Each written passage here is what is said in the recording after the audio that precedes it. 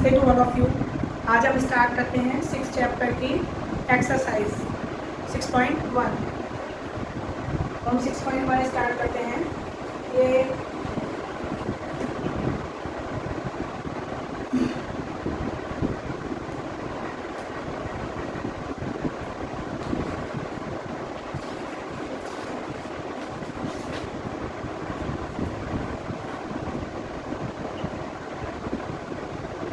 नमस्ते to all of you.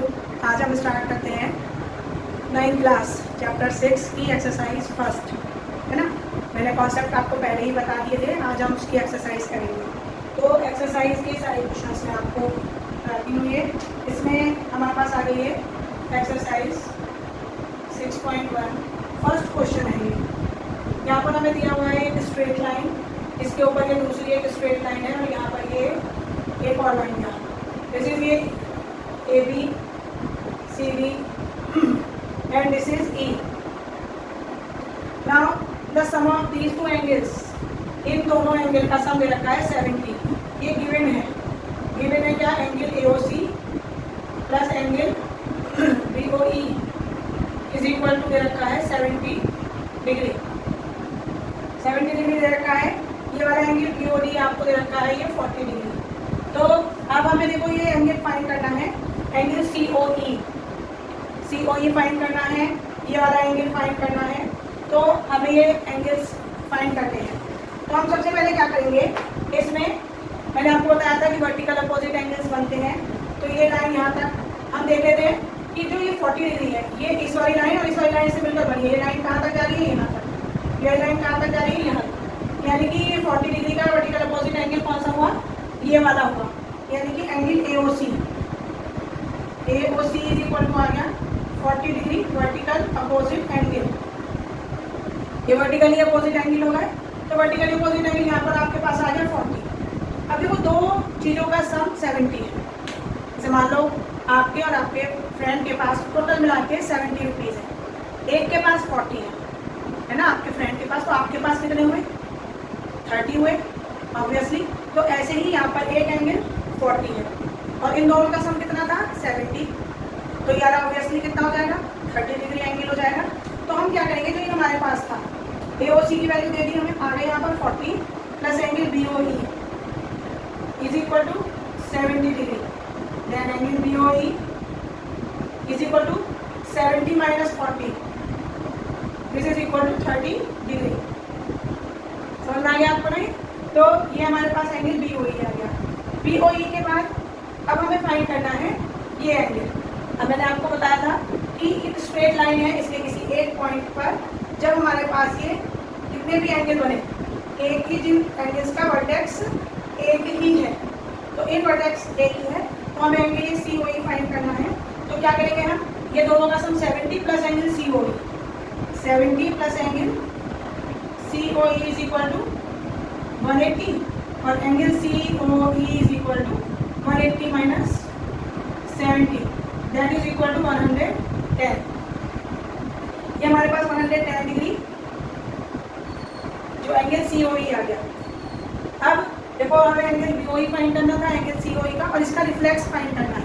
किसी भी एंगल का रिफ्लेक्स एंगल फाइंड करने के लिए हम क्या करते हैं, जो एंगल की वैल्यू होती है उसे 360 में से माइनस कर देते हैं, उस एंगल का रिफ्लेक्स आ गया। अब रिफ्लेक्स के समझिए क्या होता है, जो ये एंगल है मान लो हमारे पास, है ना, ये एंगल मान लो 70 डिग्री हम मान लेते हैं।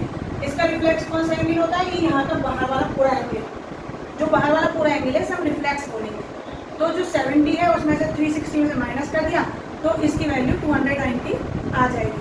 जो ये वाला एंगल आ रहा है हमारे पास, इट विल बी 290। इसे हम रिफ्लेक्स एंगल बोलते हैं। आपको वैसे भी पता है रिफ्लेक्स एंगल क्या, मोर देन 180 और लेस देन 360। अब यहाँ पे हमने क्या निकाला, ये reflex angle of COE, this is equal to 360 minus 110, this is equal to 250 degree.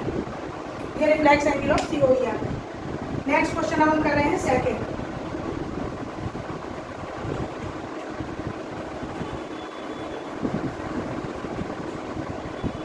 अब सेकेंड क्वेश्चन में हमें दिया है ये स्ट्रेट लाइन है,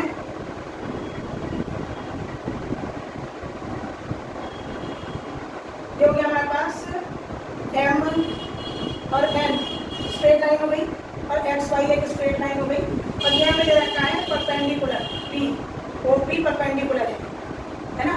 तो OP परपेंडिकुलर है, तो अब इस OP परपेंडिकुलर ये जो हमारे पास आ गया, इस OP परपेंडिकुलर के बाद हमें ये एंगल A, B और C, आपको ये बात बताइए परपेंडिकुलर मीन्स हो गया 90 डिग्री एंगल। यहाँ पर हमें रेशो दे रखा है A/B = 2/3, और हमें एंगल ABC फाइंड करना है। अब क्या करेंगे हम, जब हमें रेशो दिया होता है तो क्या हो जाता है, A = हमने मान लिया 2, अब देखो यहाँ पर x भी है, A भी दे रखा है ऑलरेडी है, तो हम x नहीं ऐड करेंगे, यहाँ पर हम 2 ले लेते हैं, 2p, और b = 3p। अब वो दो तरीके से ही हो सकता है, हम क्या करें, ये इतना यानी जो लाइन है OP, ये इधर साइड 90 डिग्री एंगल बना रही है इस वाली लाइन के साथ में, तो इधर भी 90 डिग्री एंगल बनाएगी, है ना, दोनों तरफ सेम एंगल होते हैं। अब हम क्या कर सकते हैं, A + B = 90 भी ले सकते हैं, और आपने जैसे लीनियर मतलब एंगल जो एक ही लाइन पर लाइज करते हैं वो भी पड़े हुए हैं, तो ये एक ही वर्टेक्स है, ये और ये तीनों एंगल का सम 180 हो सकता है। तो हम किसी भी तरीके से कर लेते हैं, मैं बाद वाला मेथड कर रही हूँ। ये हमारे पास क्या आ गया, A + B + 90 = 180 lies on a line, है ना, ये एक ही लाइन पर लाई करते हैं, तो A की वैल्यू 2p + 3p, और ये प्लस के 90 इधर आ गए, ये 180 था और ये -90, ये आ गया 5p = 90, p = 90/5, this is 18, p की वैल्यू 18 आ गई। अब हमें a, b और c की वैल्यू निकालनी है, तो a की वैल्यू कितनी है, 2p, 2 × 18। ये आप समझ जाएंगे ऐसे करते करते कि इस तरीके से हम वैल्यूज निकालते हैं। जब हमारे पास रेशो दिया होता है, रेशो में जो हम अपनी तरफ से p, x कुछ भी ऐड करते हैं, उसकी वैल्यू निकालने के बाद हमें एंगल निकालना होता है, तो हम क्या करते हैं, उस जो वैल्यू आई है उसे उस x, y या p की जगह पर हम रख देते हैं। ये हमारे पास a और b की वैल्यू आ गई। अब a और b की वैल्यू आने के बाद हमें c की वैल्यू निकालनी है। अब देखो उसके भी कई मेथड हैं। क्या है, देखो c इस OX और ON से बन रहा है, OX को आगे बढ़ाया ये आया, ON को आगे बढ़ाया लाइन आई, तो c = 90 + a होगा। एक तो तरीका ये है कि हम एंगल c या कौन से एंगल होगा, वर्टिकली अपोजिट एंगल, और दूसरा क्या हो गया, b + c, ये दोनों क्या मिलाकर बन जाएंगे 180 डिग्री, है ना। तो मैं सेकंड वाला ही ले रही हूँ, एंगल b + एंगल c = 180, मैं ऊपर कर देती हूँ, चलो ये लिखती हूँ मैं, ये angle b + angle c = 180 linear pair, ये आ गया। b की वैल्यू हमारे पास है 54 + c = 180, और c = आ जाएगा 180 - 54, तो कितना आ गया हमारे पास है 60, यानी कि 126 डिग्री, ये हमारे पास आंसर आ गया। ठीक है, ये हमारे पास सेकंड क्वेश्चन हो गया। नाउ थर्ड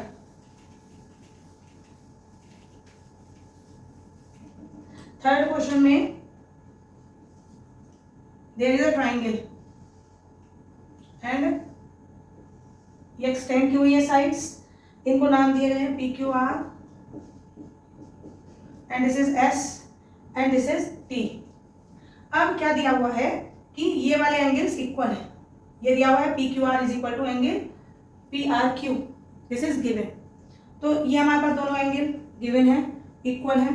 अब हम क्या करेंगे, इन दोनों को लेट कर लेंगे, let angle PQR = angle PRQ कितना आ गया x, इन दोनों एंगल को हमने ले लिया जो कि इक्वल है, दोनों ही x हो जाएंगे, ये दोनों एंगल x हो गए। अब हमें शो करना है कि ये दोनों एंगल इक्वल होंगे। अब देखो इसको पार्ट को बिल्कुल छोड़ दो, तो ये दोनों एंगल क्या हो जाते हैं हमारे, इनका सम हो जाता है 180। तो मैं क्या लिखूँ, angle PQS + x = 180 linear pair. Now angle PQS = 180 - x, ये आ गया। इसके बाद नेक्स्ट करूँ मैं तो PRT plus x is equal to 180, ये भी लीनियर पे है क्योंकि यहाँ पर देखो PRT प्लस एक्स इन दोनों एंगल का सम, क्योंकि एक ही वर्टेक्स पर दोनों एंगल है, तो PRT is equal to 180 minus x. अब आपको देख रहा है कि PQS की वैल्यू भी 180 माइनस एक्स है, PRT की वैल्यू भी 180 माइनस एक्स है, तो इसलिए दोनों एंगल इक्वल होंगे, तो इसलिए आ जाएगा so angle PQS is equal to angle PRT। इसे ऐसा लिख सकते हैं फ्रॉम इक्वेशन 1 एंड 2, यहाँ पर लिख दूँ मैं फ्रॉम 1 एंड 2, है ना, तो 1 एंड 2 से क्या हो जाएगा, ये दोनों एंगल इक्वल आ गए। अब नेक्स्ट करते हैं हम फोर्थ।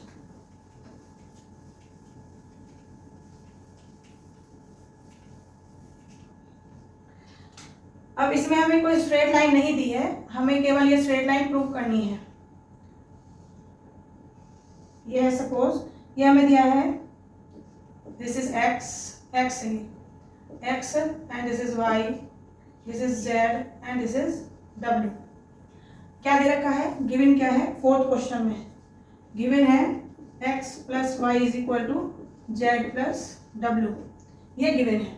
अब हम क्या करेंगे इसमें, ये अब चूंकि देखो स्ट्रेट लाइन हमें कोई नहीं दी हुई है, वर्टिकली अपोजिट एंगल कोई नहीं है, इनमें से हम कोई भी रूल लीनियर पेयर और वर्टिकली अपोजिट एंगल वाला यूज नहीं कर पाएंगे, इसलिए क्या करेंगे, ये जो पूरा एक यहाँ से लेके यहाँ तक, जब यहाँ से शुरू होकर और यहीं पर आके खत्म हो जाए तो कौन सा होता है, कंप्लीट एंगल, और कंप्लीट एंगल कितना होता है 360, तो हम इन चारों एंगल का सम कितना लिखेंगे 360, तो x plus y plus z plus डब्ल्यू इज इक्वल टू कितना आ गया 360।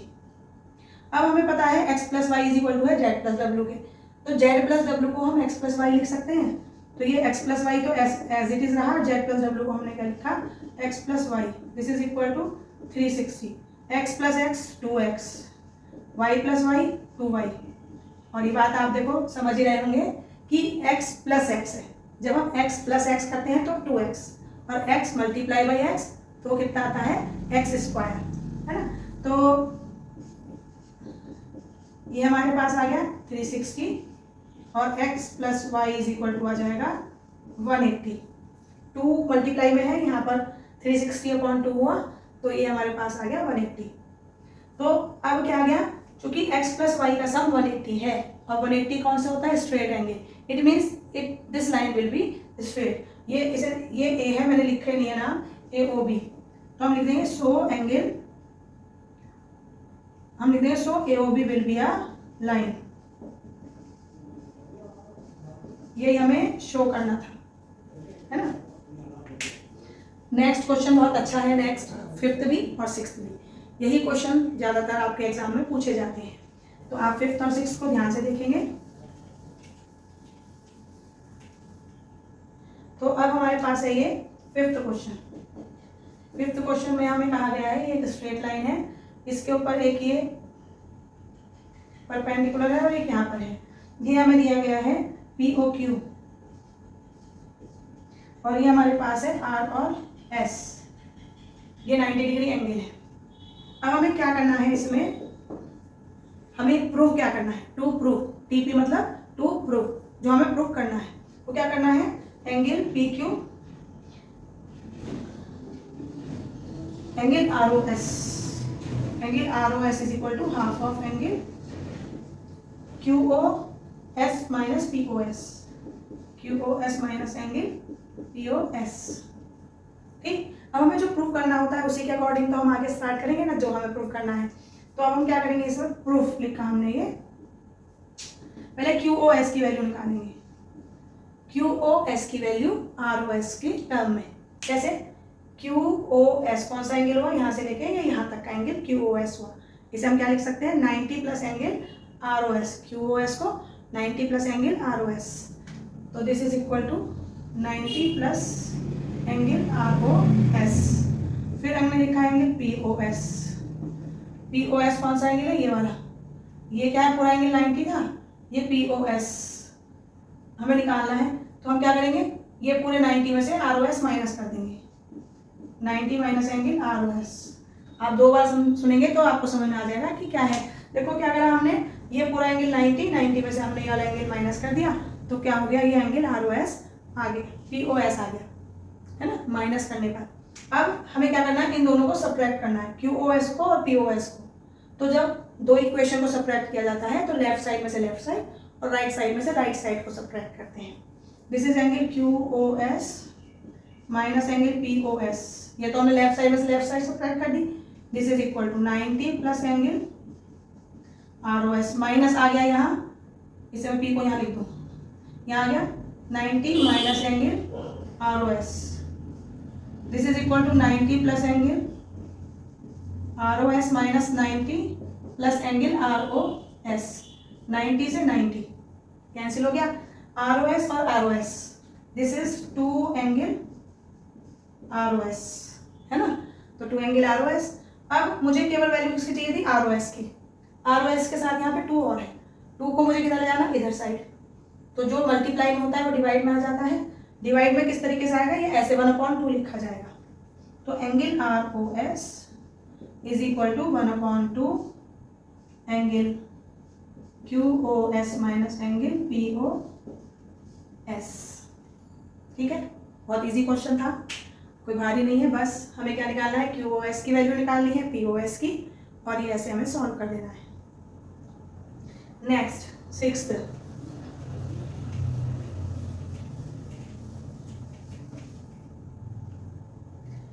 यहाँ पर 6 है, ये एक एंगल है 64 डिग्री मैंने बहुत बड़ी बना दी, ये डिग्री 64 डिग्री का एंगल है। उसने कहा कि इसकी जो साइड है इसका नाम है XYZ। उसने कहा XY को एक्सटेंड करना है। हमारे देखो मैथ में ये बहुत अच्छी चीज है कि इसमें जो बताते हैं कि XY को एक्सटेंड करना है, मतलब X से Y की तरफ पीछे आना है ना। यदि हमसे कहा जाता YX को एक्सटेंड करना है तो Y से हम आगे की तरफ ऐसे जाते, है ना, तो ये हमारा इसमें होता। तो ये एंगल को एक्सटेंड कर लिया, इसके बाद इन्होंने कहा कि ये हमारे पास P तक आ गया ये पॉइंट, और उसके बाद ये इसका बाइसेक्टर YQ है।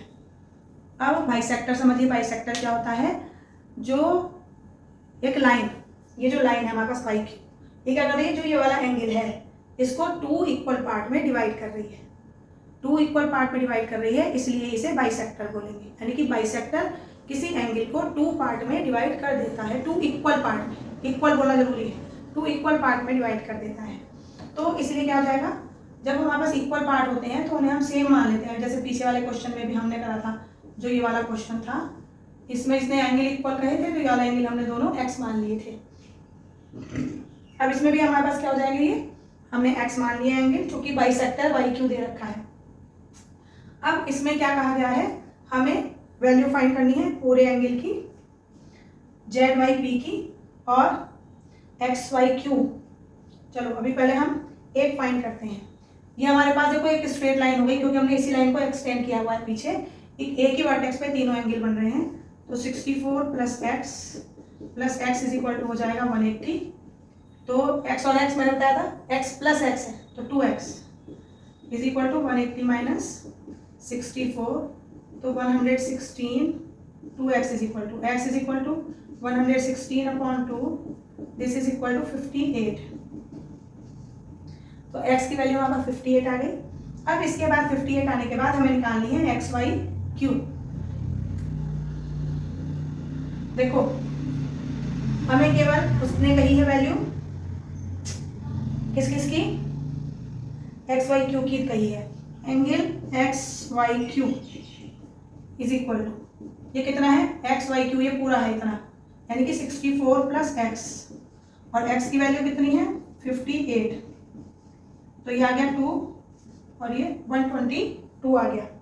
इसके बाद QYP, ये वाला जो एंगल है QYP, इसका रिफ्लेक्स कहाँ है, आपको बहुत अच्छे समझ में आ गया होगा। ये reflex angle of QYP is equal to होगा 360 माइनस x, 360 माइनस 58, यानी कि 300, जीरो छोटा नहीं बनता, जीरो बड़ा बनेगा, 302 डिग्री। जीरो भी एक डिजिट है तो जीरो कभी छोटा नहीं बनेगा। ठीक है, अब हम मिलते हैं नेक्स्ट वीडियो में नेक्स्ट एक्सरसाइज के साथ।